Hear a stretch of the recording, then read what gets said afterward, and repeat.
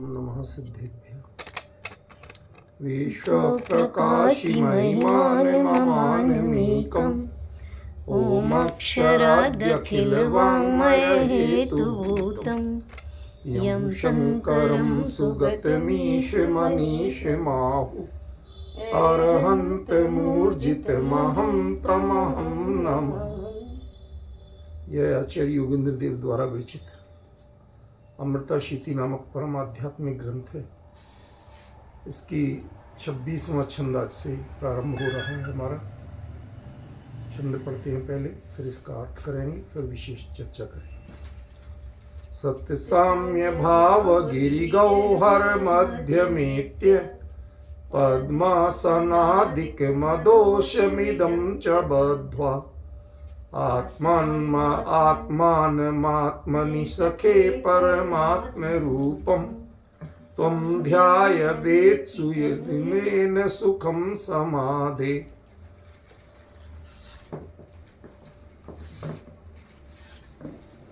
इसकी उत्थानिका में जो कहा गया और पिछले छंद से इस छंद का जो रिश्ता है वो पहले पहचानना पड़ेगा, तभी इसका हम सही अर्थ कर पाए। क्योंकि आचार्य तो मूल में एक छंद से दूसरे छंद को जोड़ के बात कर रहे हैं, वो तो अलग अलग बात कर नहीं रहे। अब यदि हम उसको अलग अलग लेना चाहते हैं तो फिर मतलब हम उससे न्याय नहीं कर रहे, सही अर्थ नहीं कर रहे। तो हमेशा सबसे पहले इसीलिए उत्थानी का क्लियर करना चाहिए कि इस छंद में आचार्य देव क्या कह रहे हैं, ये पहचानना जरूरी। तो पिछले छंद में हम थोड़ा सा गैप पड़ गया। विचार करें कि मैत्री कृपा प्रमुदिता इन शुभ स्त्रियों को तुम अपने शुक्ल लेस्या से युक्त मन रूपी सदन में निवास कराओ। ये और कैसे कराना? समता भी मता सखीत्वात्, ये समता की सखियां हैं, ये समझ के निवास कराओ। और जब ये भावनाएं मन में आ जाएंगी तो तुम्हारा जगत में कोई शत्रु नहीं रहेगा। तो अब बात किससे जुड़ना चाहिए? या तो मैत्री कृपा प्रमुदिता से जुड़ना चाहिए क्योंकि उनको बसा रहे, और या इसके परिणाम से जुड़ना चाहिए कि इसके बाद कोई शत्रु नहीं रहेगा।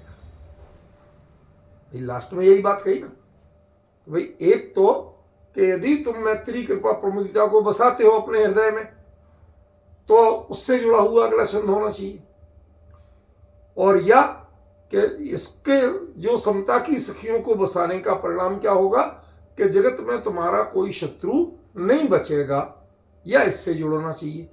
अब हम जरा विचार करें कि ये दो में से किससे जुड़ रहा है। पहले हम जो टीकाकार आचार्य ने उत्थानिका दी है वो बिल्कुल मूल से पढ़ते हैं उनके, भले ही वो कन्नड़ है पर कोई कठिन नहीं है।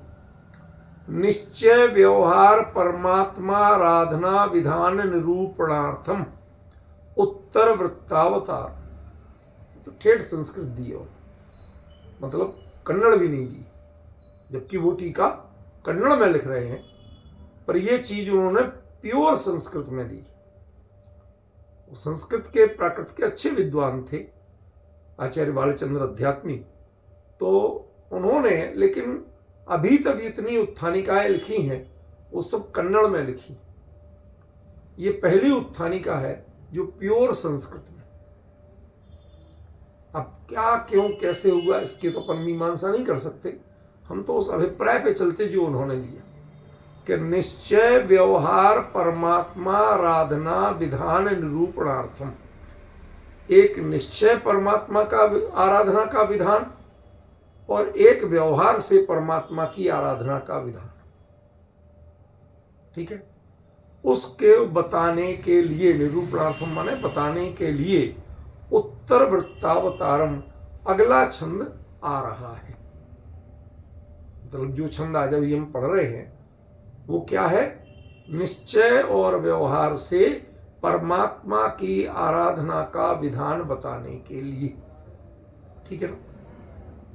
अब हम यदि इस बात को देखें तो ये बात इस छंद पे लागू पड़ती है या नहीं, इसको हम थोड़ी सी देर साइड में रख दें और हम पिछले छंद से संबंध देखना चाहें कि इसमें क्या मैत्री कृपा प्रमुदिता इन भावनाओं का कोई लिंक है, या समता की सखियों को बसाने से तुम्हारा कोई शत्रु नहीं रहेगा, इन दो से किससे लिंक है? तो जो ये उत्थानिका दी है इसमें तो इन दोनों की ही बात नहीं। बात समझ में आ रही कि नहीं आ रही? भाई ना तो मैत्री कृपा प्रमोदिता की कोई चर्चा की है, ठीक है ना, और ना ही उन्होंने जो कोई शत्रु नहीं बचेगा इसकी चर्चा भी नहीं की है, ठीक है ना। तो जब दोनों ही बातें नहीं की हैं तो हम इसको क्या समझें, ठीक है ना। भाई पिछले छंद से लिंक जोड़ना, मूल ग्रंथकार एक छंद से बात आगे की करते तो पिछले से लिंक तो रहेगी कुछ कि नहीं रहेगी? बात समझ में आ रही कि नहीं आ रही? तो पिछले छंद में ना तो निश्चय परमात्मा की आराधना की चर्चा की थी, ना व्यवहार परमात्मा की आराधना की चर्चा की थी, ठीक है। और इसमें उत्थानिका बना दी गई कि ये निश्चय व्यवहार परमात्मा की आराधना का विधान बताने के लिए यह छंद लिख रहे हैं आचार्य जी, ठीक, क्लियर, अच्छी तरह से। तो अब हमें समझना तो पड़ेगा कि वास्तविकता क्या है, ठीक है। क्या वास्तविकता है? मूल ग्रंथकार अपने विषय को जोड़ेंगे या टीकाकार ने जो कहा उसको हम सही माने? तो जब छंद पढ़ेंगे आप तो एक बार थोड़ा सा भ्रम होता है, भ्रम शब्द प्रयोग नहीं भी करें तो हम कह सकते हैं ऐसा लगता है। भ्रम है कि सत्य है, ये निर्णय तो हम बाद में कर लेंगे, क्योंकि हम पहले से मान के चलेंगे तो हम सही ईमानदारी से निर्णय नहीं कर पाएंगे, ठीक है ना। इसलिए हमें ये लगे कि हमें ऐसा लगता है, कैसा लगता है कि जो उत्थानिका दे रहे हैं लगभग ऐसी ही बात कही, क्योंकि पद्मासन आदि बांध कर जो ये कहा ये हमें व्यवहार दिखता है, ठीक है ना। और आत्मा को आत्मा में परमात्म रूप में ध्याओ ये निश्चय दिखता है। अब वो जो परमात्म रूप था वो क्या है? ये परमात्मा की आराधना का विधान है या परमात्म रूप के ध्यान का विधान है? अभी पूरा अर्थ करेंगे, सब करेंगे, अभी तो सिर्फ उत्थानिका पे चर्चा कर रहे हैं। तो जो हमें लगता है और जो पिछली जो गाथा वो बोलने की आदत पड़ गई है, पिछले छंद में जो कहा था वो क्या कहा था कि मैत्री कृपा प्रमोदिता इन भावनाओं को तुम अपने शुक्ल लेश्यायुक्त मन में स्थान दो। ये समता की सखियां हैं, मतलब ये आई तो समता आएगी, ये मान के स्थान दो और उसके बाद तुम्हारा कोई शत्रु नहीं बचेगा, ठीक है ना। तो इस बात से इसका लिंक होना चाहिए, या निश्चय और व्यवहार परमात्मा की आराधना का विधान बता रहे हैं, इसका इस छंद का लिंक किससे बैठना चाहिए? टेक्निकली तो बैठना चाहिए पिछले ही छंद से, क्योंकि कोई अलग से बात नहीं, पहले छंद से लेके लगातार उसी विषय को आगे बढ़ा रहे हैं, ठीक है ना। देखो ये बात आपको मैं थोड़ा खुलासा इसलिए भी करता हूं कि एक चीज हमेशा याद रख लेना, जो टीकाकार हैं वो जिन शासन के विरुद्ध कभी भी कुछ नहीं लिखते, सभी आचार्य थे और सभी ने जिन शासन की मर्यादा में ही टीका लिखी। अच्छी तरह शब्द पे ध्यान देना सचिन, क्या कह रहा हूं? जिन शासन की मर्यादा में लिखते, ये इससे तो सहमत हो, लेकिन यदि इसका अर्थ आप ये लें कि उन्होंने उसकी व्याख्या जो मूल ग्रंथकार आचार्य हैं उनके अनुसार बिल्कुल ठीक की है, तो मैं समझता हूं कि बहुत सी जगह टीकाकारों ने अपने अभिप्राय को, जो उन्हें समझ में आया, जो उन्हें लगा, और जो जिनवाणी में मिला उसको ज्यादा खोला है। मूल ग्रंथकार के जो क्रम है उसको जोड़ा ही नहीं जब, तो उसकी व्याख्या उसके अनुसार कैसे होगी? ठीक है ना। देखो अभी खुलासा होगा, हम उसके शब्दार्थ को लेते हैं, थोड़ा समझ में तो आना शुरू हो कि आचार्य ने इस छंद में कहा क्या है। सत साम्य भाव, साम्य भाव दो प्रकार का, एक सत साम्य भाव और एक असत साम्य भाव। तो साम्य भाव भी असत होता है, जिसे हम व्यवहार आदि कहते हैं, वो साम्य भाव। समता समा जो कहते हैं ना, अरि मित्र महल मसान कंचन, इन सब में समानता रखना, शत्रु मित्र में समानता का भाव रखना, भेदभाव नहीं करना, ठीक है ना।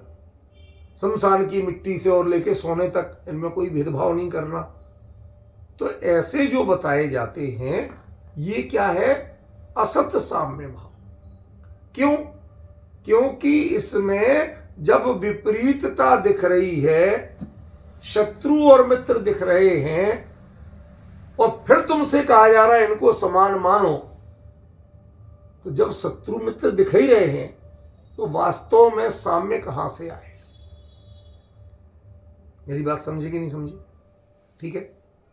दूसरा, सत साम्य भाव रूपी गिरि, गिरि माने पर्वत। साम्य भाव को क्या कहा आचार्य ने? पर्वत कहा। साम्य भाव को क्या कहा? पर्वत, विशाल पर्वत। क्योंकि छोटे मोटे पर्वतों में गुफाएं नहीं होती, वो तो टीले होती, उनमें गुफाएं नहीं मिलेंगी। गुफाएं कहां मिलेंगी? जो विशाल पर्वत हों बड़े बड़े, तो उनमें गुफाएं मिलती। ठीक है। तो सत साम्य भाव क्या है? सच्चा साम्य भाव जो है वो तो है पर्वत, विशाल पर्वत, और गह्वर माने उसकी गुफा। ठीक है ना। तो साम्य भाव, सच्चे साम्य भाव रूपी पर्वत की गुफा के भी बीच में जाना, किनारे मत बैठना। क्यों? किनारे जब होगा तो बाहर का वातावरण असर करेगा, और जब भीतर जाके बैठ जाओगे तो बाहर का ना शोरगुल असर करेगा और ना ही टेम्परेचर असर करेगा। बाहर पानी बरसे तो फर्क नहीं पड़ेगा, बाहर धूप निकले तो फर्क नहीं पड़ेगा, बाहर कोई हल्ला मचाए तो फर्क नहीं पड़ेगा, और बाहर शांति बनी रहे तो फर्क नहीं पड़ेगा। मतलब बाहर के वातावरण से प्रभावित होकर अपना काम मत करना, बाहर के वातावरण से प्रभावित रह के अपना काम करना। इसके लिए कहा गिरी के गह्वर के बीच में जाकर, किनारे मत बैठना, गुफा के मुंह पे मत बैठना। समझ गया? एत्य माने जाकर वहां क्या करना कि पद्मासनादिक, आदिक शब्द जोड़ा। हमारे यहां ध्यान के कई आसन कहे, व्यवहार के नहीं, वास्तविक ध्यान। आपको अपने स्वरूप में समाना है तो कैसी मुद्रा शरीर की रखें कि जिससे देह पात ना हो, शरीर गिरे नहीं, उसका भी बैलेंस बना रहे और आपका भी। आप छोड़ के चले जाओ तो खतरा नहीं रहे, मतलब उपयोग आत्मा में चला जाए, शरीर पे उपयोग नहीं रहे तो खतरा नहीं है। ठीक है। तो इसके लिए इन्होंने कहा पद्मासन। पद्मासन तो समझते हो, हम जो आलथी पालथी लगा के बैठते हैं, ठीक है ना, पैर में पैर फंसा के, जिससे फिर खुलने का नाम नहीं ले, जैसे जिन मुद्रा होती है ना, पद्मासन मुद्रा, वैसे। तो पद्मासनादिक, अब इसमें शब्द जोड़ दिया आदिक। अब ऐसा क्यों किया? देखो अभी तो शब्दार्थ है, थोड़ा धैर्य से समझो। आदिक क्यों कहा? क्योंकि पंचम काल के जीवों के हिसाब से तो पद्मासन ही सही मुद्रा है। खड्गासन मुद्रा में यदि आप आत्म ध्यान में चले जाओगे तो ये शरीर अपने आप संभल नहीं सकता। ये वज्र वृषभ नाना संघन वाले जो होते हैं चरम शरीरी, उनके तो ऐसा होता है कि उन्हें फर्क नहीं पड़ता, उनके शरीर का टोटल स्ट्रक्चर ऐसा होता है कि वो देहपात नहीं होता, गिरते नहीं। लेकिन हम आप खड़े खड़े सोना भी चाहें और झपकी आ जाए तो गिरोगे कि नहीं? अरे खड़े खड़े तो दूर, तुम बैठे हो ट्रेन में, फ्लाइट में, सीट पे, तो गर्दन लुढ़केगी कि नहीं? तुम्हारा देह कहीं ना कहीं लुढ़केगा कि नहीं? बताइए सचिन बाबू, लुढ़केगा ना? तुम मतलब बैठ के भी नहीं संभाल सकते, नींद में नहीं संभाल। नींद में कोई आत्म ध्यान नहीं है, नींद में शरीर का उपयोग रहता है, आत्म ध्यान में तो शरीर में उपयोग ही नहीं रहता। डिफरेंस में है। तो इसलिए खड्गासन मुद्रा और उससे भी कठिन कुछ मुद्रा कही, सबसे कठिन मुद्रा होती है गोदोग्धि मुद्रा, गाय दुहने की मुद्रा। आपने कभी देखा हो, नहीं तो सोशल मीडिया पर कहीं देख लेना, उसमें वीडियो मिल जाएंगे कि लोग गाय कैसे दुहते हैं। तो जो पैर का पंजा होता है उसके अगला हिस्सा इतना, बस बाकी हवा में, सिर्फ इतना हिस्सा जो उंगलियों के साथ का और बीच के गड्ढे के पहले का इतना, वो उतना हिस्सा जमीन पे रख के बाकी ऊंचा कर लेते और उस ऊंचा करके उस एड़ी पर पूरी बॉडी का लोड लेते। समझ गए? नीचे से वो सब एड़ी अकेली संभाल रही, और एड़ी को कौन संभाल रहा? अकेला आधा पंजा संभाल रहा, और उस पे पूरी बॉडी का लोड। और इतना ही नहीं, लोड तो है, आगे प्रेशर बढ़ेगा, क्योंकि गाय के थन से जो दूध दुहेंगे, ऐसे ऐसे जोर लगाएंगे, तो वो जोर कहां आएगा? नीचे को आएगा कि ऊपर को जाएगा? नीचे को आएगा। तो मतलब उन पंजों पे पहले तो एड़ी का उधर तक सपोर्ट दे रहे, वो उनका लोड ले रहे, फिर एड़ी के साथ साथ पूरी बॉडी का लोड ले रहे, और उसके बाद जो तुम गाय दुहने की मुद्रा कर रहे हो ऐसे, तो इसका भी जोर। इतना जोर कौन ले रहा है? आधा पैर का पंजा, अगला हिस्सा। आपको ऐसा बिठा दें, कोशिश कर लेना, घबराना नहीं, उसमें कुछ नहीं बिगड़ता। कभी ऐसे बैठने की कोशिश कर लेना और बाकायदा आंख खोल के शरीर को ध्यान देते हुए काउंट करना सेकंड से कि कितने सेकंड बैठ पाते हो। मेरी बात समझ में आई सचिन? क्या कितने सेकंड बैठ पाते हो पहले ये तो बता देना। जो दूध दुहते हैं उनकी बात भूल जाओ, उनका उपयोग तो कितना दूध आ रहा है उस लालच पे जाता, समझ गए ना? यदि वो शरीर पे ध्यान देने लगे तो वो भी ज्यादा नहीं बैठ पाए। ठीक है, आपको गारंटी दे रहा हूं, कोई 30 सेकंड, 1 मिनट भी नहीं कह रहा हूं, 30 सेकंड बैठ जाए और गिरे नहीं 30 सेकंड तक, तो काउंट करके देख लेना।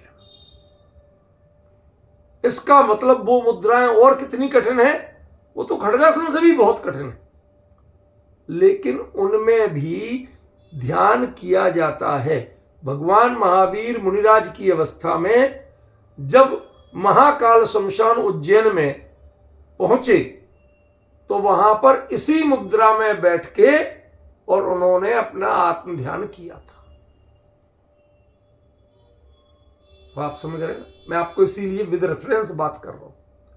और कई हमारे मोक्षगामी जीवों ने, उनका बाकायदा प्रथमान योग में उल्लेख है कि उन्होंने गोदोग्धि मुद्रा लेकर के, मोक्ष उसमें नहीं होगा, मोक्ष तो खड्गासन या पद्मासन में होगा, लेकिन ध्यान के लिए प्रयास इस मुद्रा में भी किया जाता। बात समझ गए ना?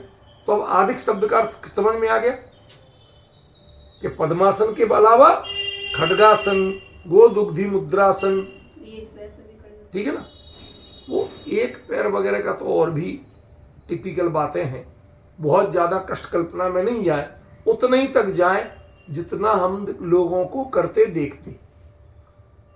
भाई खड़े खड़े लोग, यद्यपि वो अच्छी विधि नहीं है, शुद्ध विधि नहीं है, तो खड़े खड़े हाथ लटका के जाप दे रहे, जाप के लिए तो कभी हाथ लटकते ही नहीं, वो हम आपको समझा चुके, वो हम नहीं रिपीट करेंगे। अपना मुद्दे की बात समझो। मूल आसन कौन सा है आचार्य ने? पद्मासन का।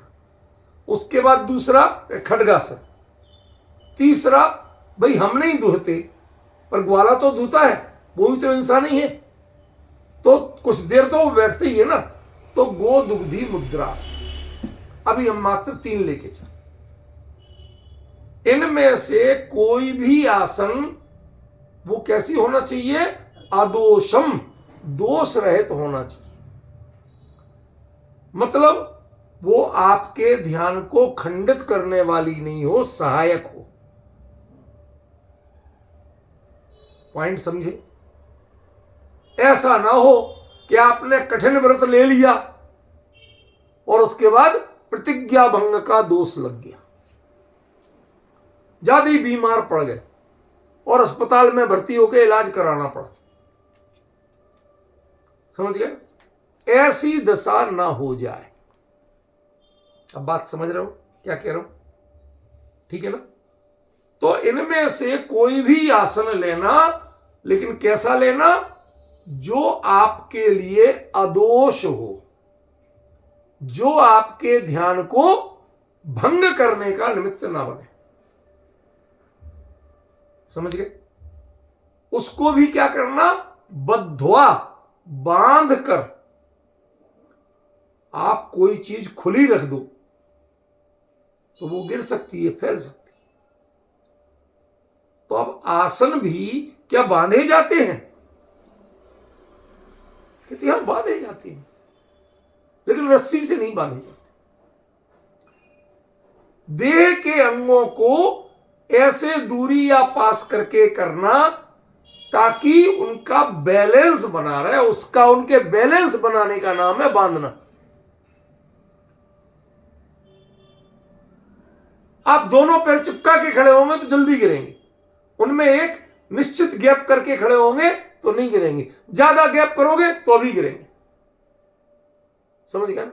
ऐसे ही जो उकड़ू करके बैठना बोलते हैं, जो गोदुग्धि मुद्रा, तो उसका भी यही है। समझ गए?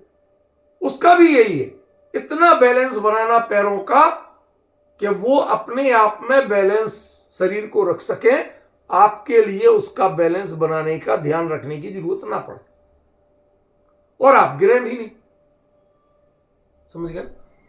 तो अदोष का अर्थ भी बता दिया और बद्ध्वा का अर्थ भी बता दिया। जैसे हम ईंटें जमाते, दीवार बनाते, वो सीमेंट डाल देता है, मसाला, अब उसके बाद में वो ईंट रख देता है उसके ऊपर, उसके बाद वो हथौड़ी लेके उसे ठोकता क्यों? इतना तो जानता है ना सचिन, देखा होगा, मकान बनवाया तूने, देखा है ना? वो ठोकना जो है ना, वो बांधना है। क्यों? ऐसे ईंट रख देंगे तो मसाले में और ईंट में बीच में कहीं ना कहीं गैप रह सकता है। आप तो किनारे देखते हो, बीच में नहीं देखते हो। और जब ईंट ने, मसाले ने एक दूसरे को पकड़ा ही नहीं, तो वहां से क्रैक आ सकता है, गिर सकती है दीवार। तो यहां बांधने का अर्थ है इतना बैलेंस करके बैठना कि जिसके बाद आसानी से कोई गिरने का चांस नहीं रहे। जितना बैलेंस आप बना सकते हो लॉन्ग टाइम तक, उसका नाम क्या है? बांधना। समझ में आया? क्लियर हुआ? फिर क्या करते हैं? ये बांधने के बाद शरीर को स्थिर कर दिया। बांधना माने शरीर को सुस्थिर कर दिया, सुस्थित कर दिया। अब जब ये ठीक ठाक है तो क्या करें? कि आत्मान मात्मनि सखे, अब देखिए फिर से सखे आए, हमारे संबोधनों की यात्रा चल रही है, कहां कौन सा संबोधन दे रहे हैं, ठीक है ना। तो वो देखो, हे मित्र आत्मानम, अपने उपयोग को, आत्मनि त्रिकाली ज्ञायक स्वरूप में, है तो दोनों आत्मा, मतलब पर्याय हिमाचल विंध्याचल की तरह भिन्न भिन्न नहीं है। जो पहला आत्मानम है, ठीक है ना, वो पर्याय है, अनुभव की पर्याय, और आत्मनि ये अनुभव में आने वाला त्रिकाली ध्रुव स्वभाव है, ठीक है ना। तो अपने उपयोग को अपने त्रिकाली ज्ञायक स्वभाव में कैसे रखना, परमात्म रूपम। अब यहां ना आत्मा है ना परमात्मा है, इसका अर्थ आप कहोगे साफ तो लिखा है परमात्म रूपम, यही तो बड़ा भ्रम है। परमात्मा की तरह, जैसे अनंत परमात्मा अपने स्वरूप में रहते हैं तो वापस लौट के नहीं आते, वो कुछ नहीं करते, उनकी मुद्रा वह भंग नहीं होती, और शरीर की स्थिति कुछ भी रह जाए लेकिन आत्म ध्यान की स्थिति भंग नहीं होती, ठीक है ना। अपने आप को परमात्मा के रूप में, जैसे बच्चों के लिए कहा जाता है, जब वो ऊधम मचा रहे हो, हिलडुल रहे हो, तो पीटी वगैरह बोलते ना स्टैच्यू बोलते,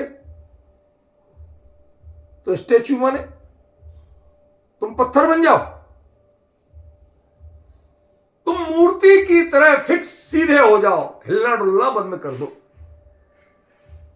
यहां परमात्मा रूप का अर्थ ये है, जैसे परमात्मा का उपयोग अपने स्वरूप से विचलित नहीं होता, ऐसा अपने उपयोग को अपने स्वरूप में स्थिर करने की कोशिश करो। तुम ध्याय, तुम उसको ध्याओ, इस तरीके से ध्यान करो, उससे क्या होगा कि वेत्सी तुम जान सकोगे, वेत्सी माने जान सकोगे, ननु माने वास्तव में, समाधेय माने येन माने जिससे, समाधेय माने समाधि के, सुखम माने सुख को। तुम ऐसा करोगे तो समाधि के सुख को प्राप्त कर सकोगे। एक बार और मैं पूरा शब्दार्थ करूंगा ताकि आप लोगों को संस्कृत का गैप मिटे, भय मिटे, एक बार अपनापन लगना शुरू, सब विषय परिचित लगना चाहिए, तब हम आगे बढ़ पाएंगे। जैसे एक बच्चा है, बच्चे ने किसी को नहीं देखा था, भले ही बोलो चाचा हो बुआ हो, उसने देखा ही नहीं था, उसको जानता ही नहीं था। अब आपको बच्चे को छोड़ के जाना था क्योंकि हॉस्पिटल जाना है, और वो हॉस्पिटल में छोटा बच्चा है, उसको इन्फेक्शन का बहुत डर, डॉक्टर भी मना करते। तो बच्चे को किसी के पास तो छोड़ के जाना था, तो बुआ को बुलाया, आ गई, लेकिन बच्चा बुआ को नहीं जानता था। समस्या समझ रहे? क्या समस्या हुई? बच्चे ने वो बुआ देखी नहीं थी, कोई परिचय नहीं था, और अब वो यदि आप छोड़ो, उसको गोदी में दो और आप एकदम चल दो, तो बच्चा रो रो के हालत खराब कर देगा। बुआ फोन करके बुलाएगी, भैया हमसे नहीं संभल रहा। क्यों? उससे परिचय नहीं। आप किसी को छोड़ के कब जा सकते, किसी के भरोसे? उससे उसका कुछ परिचय, कुछ आत्मीयता, इसका बोध तो हो कि नहीं हो ना? बताइए, हो ना? तो दोबारा क्यों रिपीट कर रहे कि आचार्यों के शब्दों से, उनके वाक्यों से आपका आत्मीयता का बोध हो, आपको ऐसा नहीं लगे कि ये शब्द तो हम जानते ही नहीं, ये तो संस्कृत है, ये तो कन्नड़ है, हमें तो ये आती ही नहीं। ये गैप मिटे, क्योंकि आगे का जो हम अभ्यास करेंगे, गहराई से जो चिंतन करेंगे, वो तब कर पाएंगे जब शब्दों का सही अर्थ हमें आता हो। पहले हम शब्दों से यूज टू हो, अभ्यस्त हो। आचार्य ने, अपने जयचंद जी छाबड़ा ने समय सार की जो वचनिका है उसमें क्या लिखा? शब्द ब्रह्म पर ब्रह्म के वाचक वाच्य नियोग दिया है ना। जो शब्द ब्रह्म है और एक पर ब्रह्म है, दोनों में क्या है? वाचक और वाच्य का नियोग है। नियोग माने पारस्परिक संबंध। जैसे कहते हैं ना, कर्म का उदय और जीव के परिणाम। तो कर्म का उदय करता है क्या? नहीं है। तो फिर जैसा कर्म का उदय होता है वैसे ही जीव के परिणाम क्यों होते हैं? कि अज्ञान अवस्था में ऐसे ही नियोग है। अब समझ में आया नियोग का मतलब? कि ऐसा होता है, देखा जाता है। अब महापुरुषों के भी वो आत्म ध्यान में भी हो, लेकिन पार्श्वनाथ के भी कमठनो उपसर्ग किया था, तो क्या कहोगे भाई साहब? पुण्य या पाप, यही तो कहोगे कि पाप कर्म का उदय था तो उपसर्ग हो गया। तो मैं पूछना चाहता हूं कि वो तो अपने में लीन थे, पर संयोग तो घटित हुआ ना। तो कैसे हुआ कि वो संयोग, ऐसा फल मिलना और वो कर्म का उदय आना, दोनों का नियोग है। ठीक है। ऐसे ही शब्द ब्रह्म और परब्रह्म के वाचक वाच्य रूप में नियोग है। शब्द वाचक है और अभिप्राय जो है, भाव जो है, ब्रह्म जो है, वो वाच्य। वाचक माने कहने वाला और वाच्य माने कहा जाने वाला। ठीक है, क्लियर? तो अब सुनो जरा दोबारा, फिर से पूरा लेते हैं ताकि आपको अच्छी तरह अभ्यास हो जाए। सत माने समीचीन, साम्य भाव जो है उसको बनाया गिरि। गिरि माने पर्वत, विशाल पर्वत, और उसकी गुफा। अब वो गुफा क्या है ये भी बताएंगे आपको। वो गिरि है, पर्वत है, तो उसकी गुफा क्या है? वही मैत्री कृपा प्रमोदिता। समझ गए? अब लिंक मिला कि निश्चय व्यवहार परमात्मा की आराधना से लिंक मिल रहा। बताओ आप। पिछले छंद में यही बात आई थी कि मैत्री कृपा प्रमोदिता शुभगांगना नाम शुभ्राब्र सन्निव मना सदने निवासम तुम देहि ताहि समता ही सब सखी नहीं समता भी मता सखीत्वात। ठीक है ना? और उसका फल क्या होगा कि तब तुम्हारा कोई जगत में शत्रु नहीं रहेगा। तो अभी शत्रुता की बात तो नहीं ली, शुरुआत में क्या ली कि गिरि का साम्य भाव तो है पर्वत, और उसकी गुफा क्या है? आप पर्वत पे नहीं चढ़ गए, पर्वत की नीचे जड़ में ही कोई गुफा होती।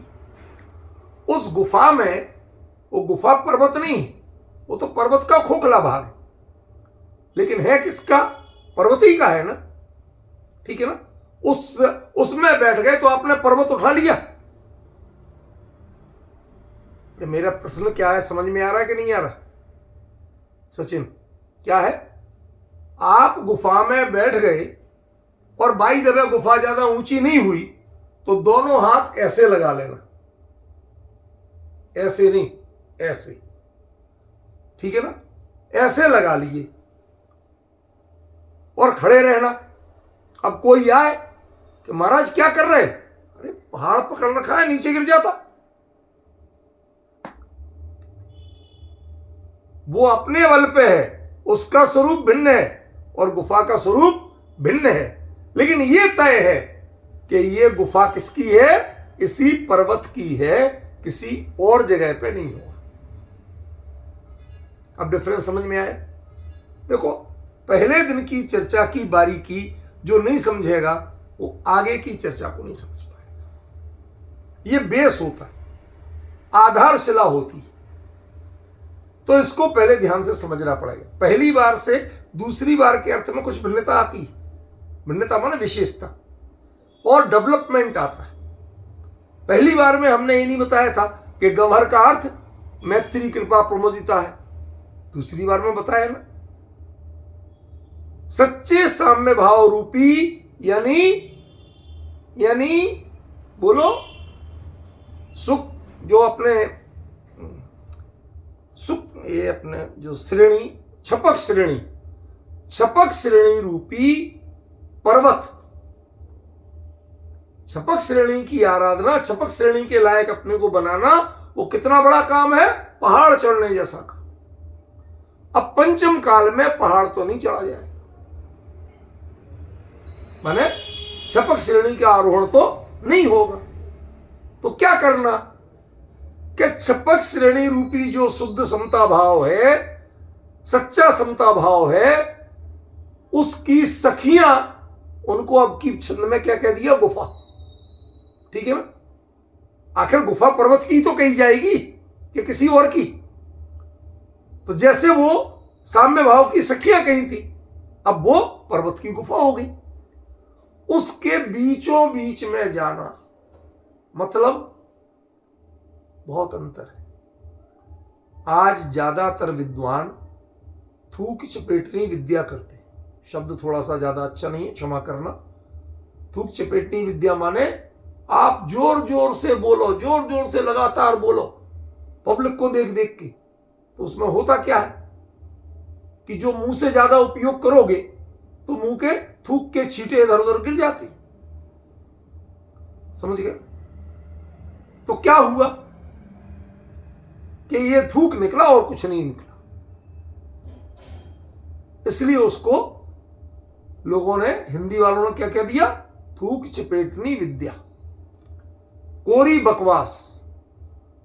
बोल रहे हो आप, ये सही है, लेकिन आपको भी भाव भाषण नहीं है और ना सामने वाले को भाव भाषण करा पा रहे। अब कमी समझ गए? क्या कमी हुई? आपको स्वयं भी भाव भाषण नहीं और सामने वाले को भी भाव भाषण नहीं करा पा रहे हो। ठीक है? तो यहां कहा कि बीच में जाना, किनारे मत रहना। किनारे बैठते हैं पंडित, विषय के नजदीक जाएंगे और बोले जाएंगे, ऐसा समझाएंगे, ऐसे भाव विभोर होकर समझाएंगे, सारे लोग तालियां बजाएं। कहते ना भाई, किनारे मत बैठ, जहां से पब्लिक तुम्हें देख ही नहीं सके, जनसंपर्क हो ही नहीं, बाहर के वातावरण से प्रभावित हो ही नहीं, ऐसे उस गुफा के अंदर जाके बीचों बीच बैठ। ठीक है? एक माने जाकर, ये एक काम हुआ। दूसरा काम क्या हुआ? पद्मासनादिकम अदोषम। अब ये अदोष क्या है? दोष सबसे बड़ा है कि आसन बांधी और खुल गई। आपने रस्सी में गांठ बांधी और खुल गई तो रस्सियां बिखरेंगी कि नहीं?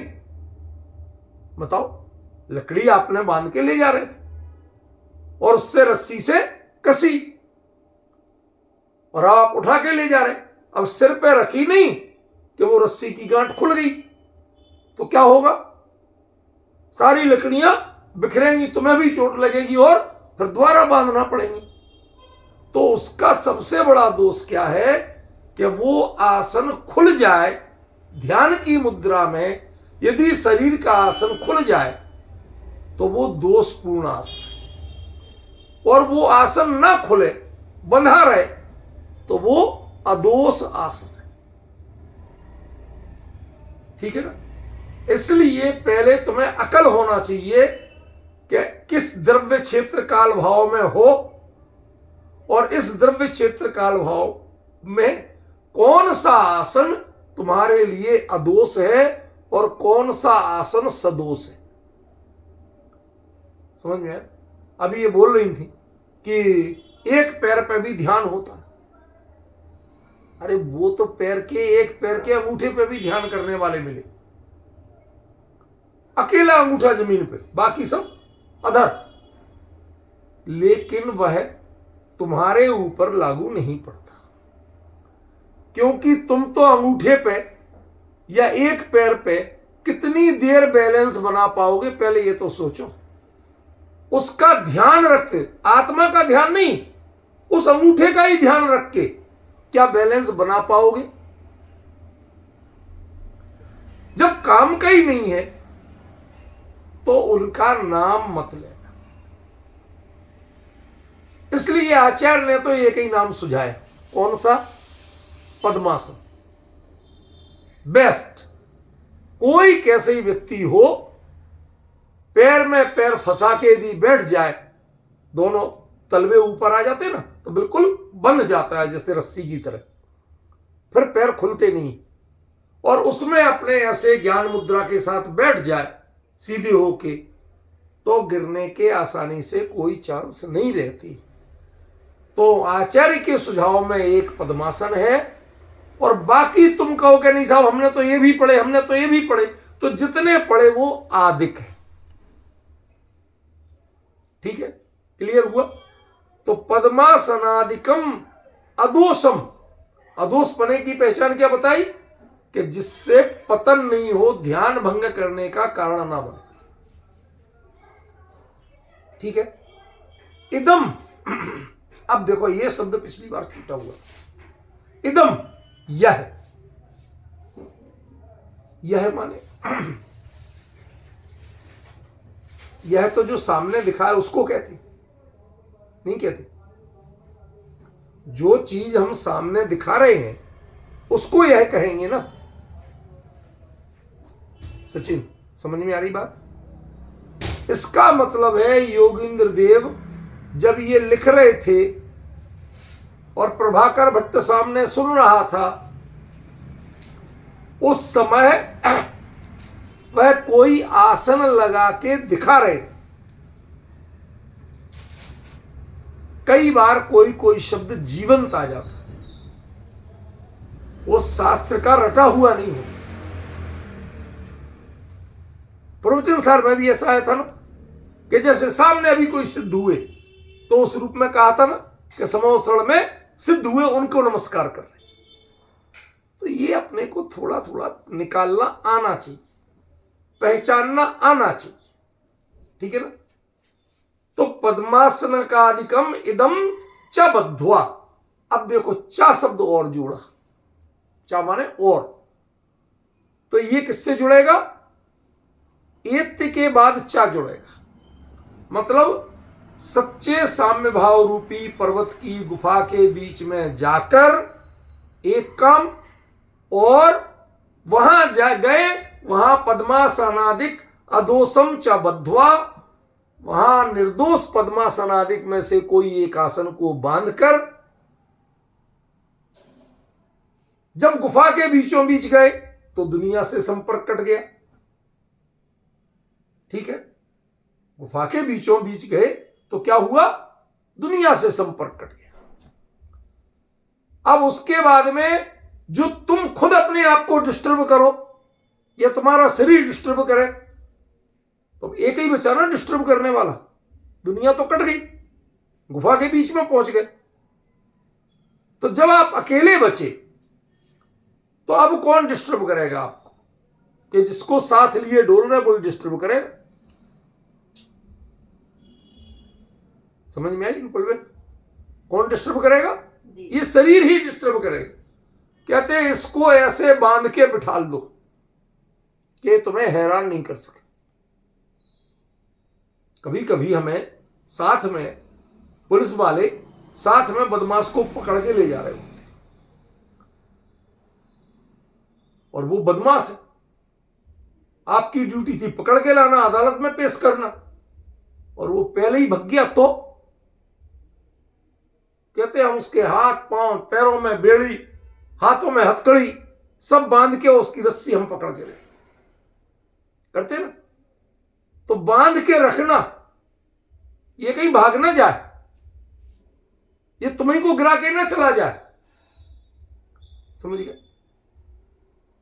और दूसरा दोष जो इसमें एकदम नहीं लिखा लेकिन निहित है, दूसरा दोष, बदमाश जिस अपराधी को पुलिस पकड़ के लाई, यदि पुलिस कस्टडी में वो सुसाइड कर ले, मर जाए, तो दोष किसका?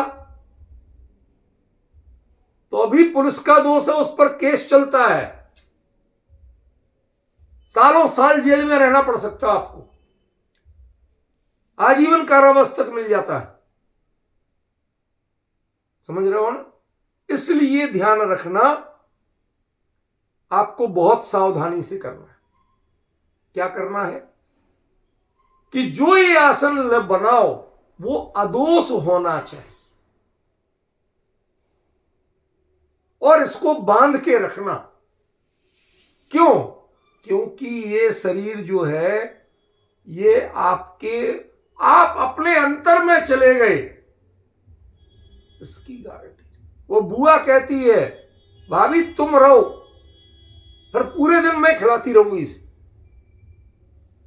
लेकिन तुम रहो, तुम नहीं रहोगी और ये यदि चिल्लाया रोया तो फिर मैं कैसे संभालूं? समस्या समझ में आ रही है? ऐसे ही इस उपयोग को आपको अपने में चला जाना है और ये शरीर बंधा रहे, कहीं इसको बांध के रखो। बच्चों के लिए जब पलंग पर लिटाते हैं तो क्या करते हैं, बच्चे तो लगने की आदत वाले होते, थोड़ा बहुत चलने करने की, तो उनके चारों ओर कवर करके, एक ओर तो दीवार हो गई, पलंग का सिरहाना हो गया, और तीन ओर कहीं लोड मसनद मोटे रजाई गद्दे कुछ ना कुछ फोल्ड करके रख देते। क्यों? कि ये इस जगह से छोड़ के भाग ना सके, पलंग से गिर ना जाए, चोट ना खा ले, करते ना।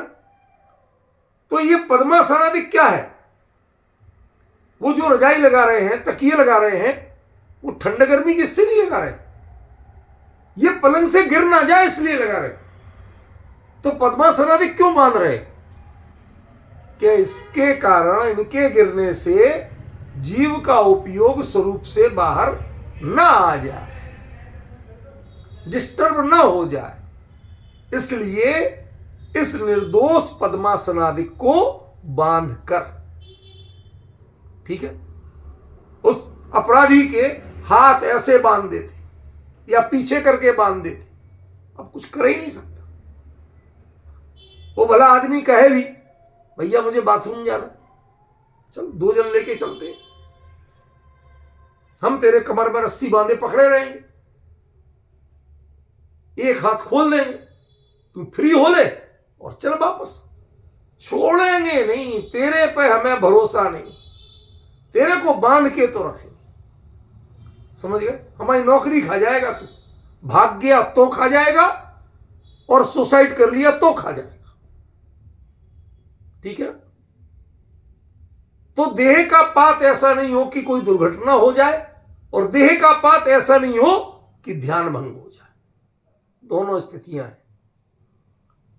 इसलिए अदोषम पद्मासनादिकम इदम च बद्ध्वा, इसको अच्छी तरह बांधकर फिर क्या करना। अब पुलिसी हैं, उनको भी तो नींद आती है कि नहीं आती?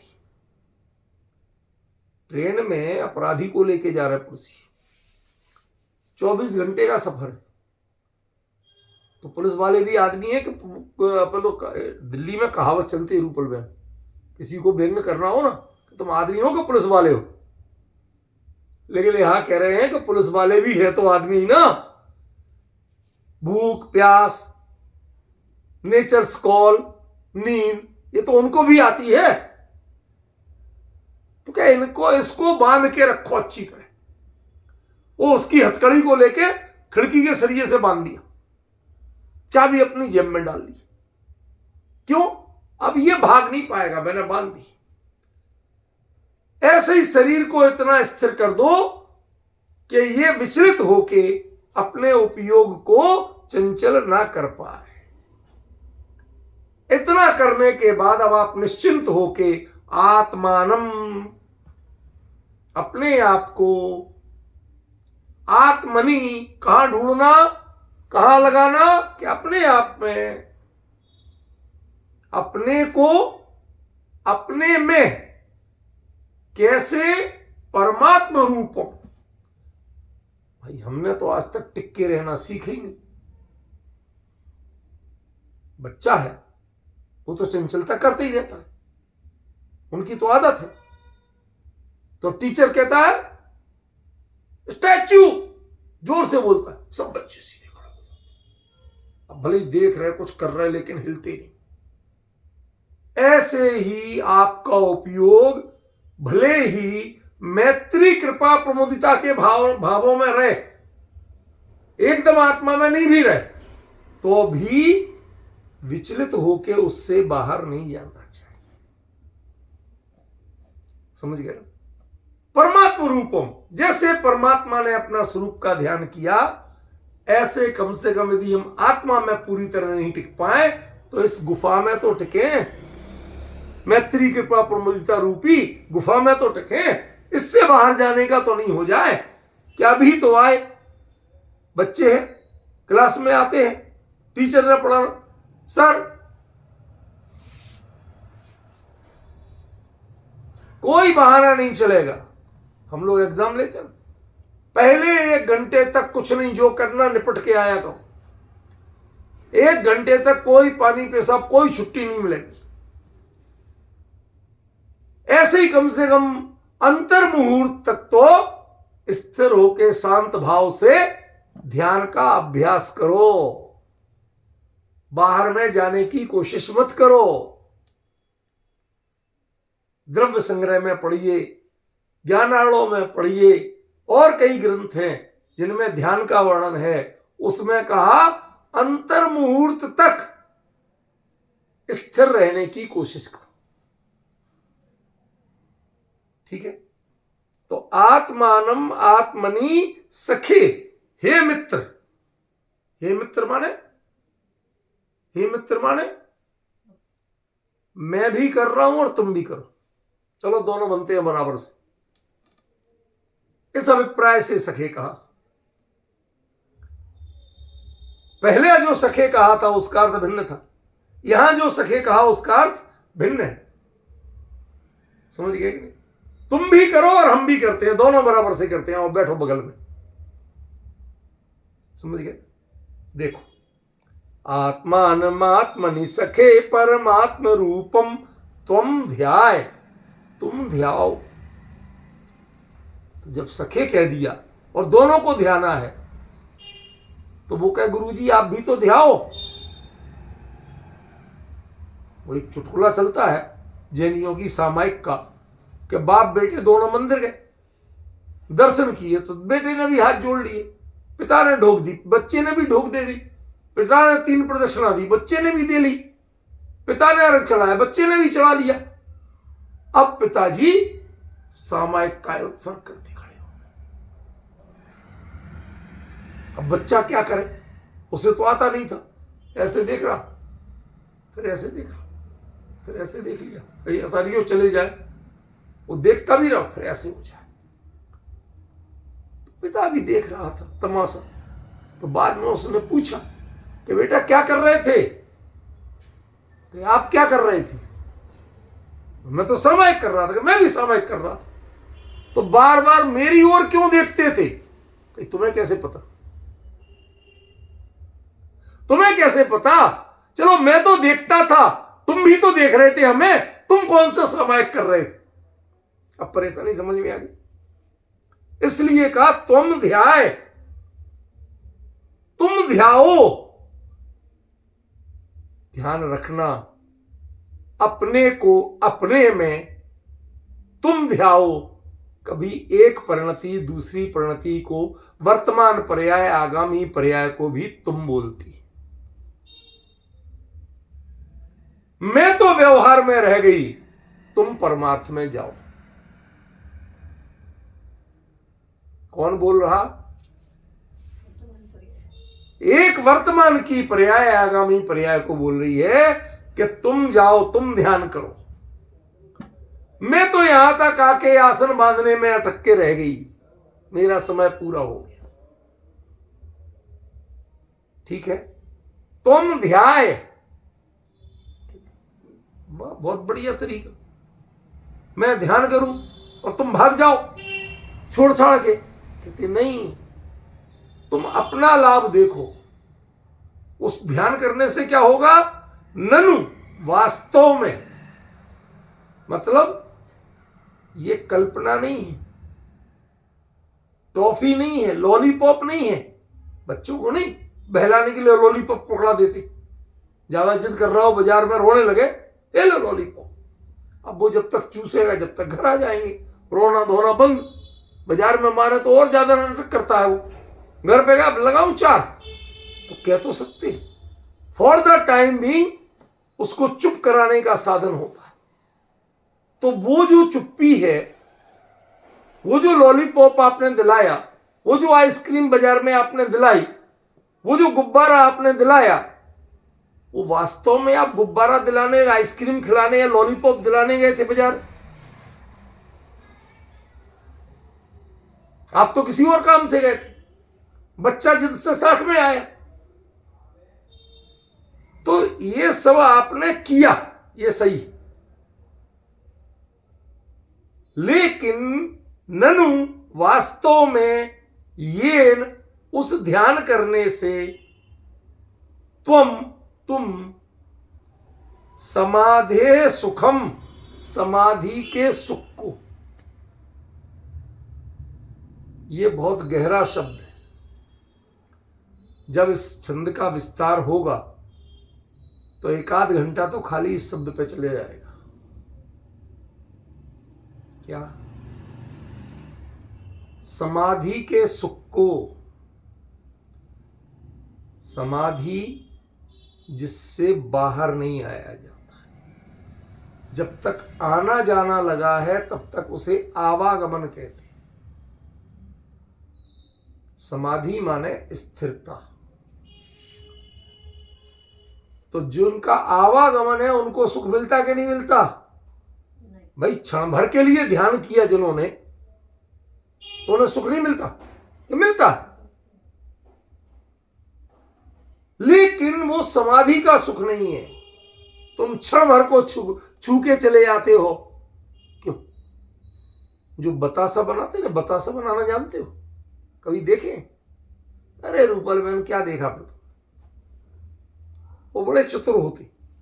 चीनी को चाशनी बना के ऐसे उबालते हैं, ऐसे हैंडल वाले एक छोटी सी गोल कढ़ाई लगी होती है, लकड़ी का हैंडल, वैसे हैंडल नहीं होते, ठीक है ना? और वो उधर पकाते रहते, देखते रहते। अब ज्यों ही वो जमने की मुद्रा में आती है तो उसमें एक हल्का सा केमिकल डालते हैं ताकि वो फूले, चिपके नहीं, पिचके नहीं। और वो कपड़े के ऊपर एक एक बूंद ऐसे लकड़ी से गिराते जाते हैं। वो गिरता जाता है, गिरने के साथ ही फूलता है और सूखता है। 5 मिनट बाद सब निकाल देते हैं, बतासे इकट्ठे कर देते हैं। समझ गया?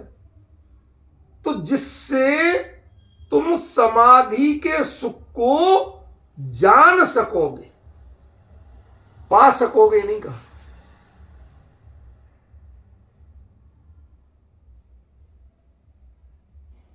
केवली होने के बाद, 12वें गुण स्थान के बाद जो 12वां गुण स्थान की स्थिति है वह वास्तव में समाधि, श्रेणी आरोहण है, वो वास्तव में समाधि है जिससे बाहर नहीं आया जाता। छपक श्रेणी का, समझ गए ना?